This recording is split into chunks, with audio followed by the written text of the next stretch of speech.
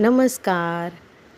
अमृत तुषार सांगते. आहार आणि विहार नियंत्रित करून विकार जिंकल्याशिवाय मुक्तीचा हार साधकाच्या गळ्यात पडत नाही. अशी माझी देवपूजा झालेली आहे. आज आहे रविवार. खूप प्रसन्न वातावरण आहे आणि गॅसच्या शेगडीची सुद्धा पूजा करून घेतलेली आहे. दरवाजात रांगोळी काढलेली आहे.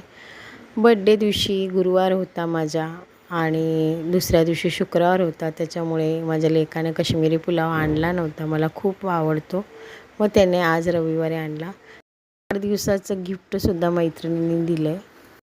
चक्र, तिलक आणि शंख असं हे गिफ्ट आहे. खूप आवडलं मला.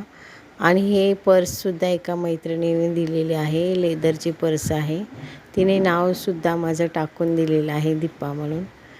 आणि दोघींनीसुद्धा सांगितलं आहे की आमची नावं सांगू नको.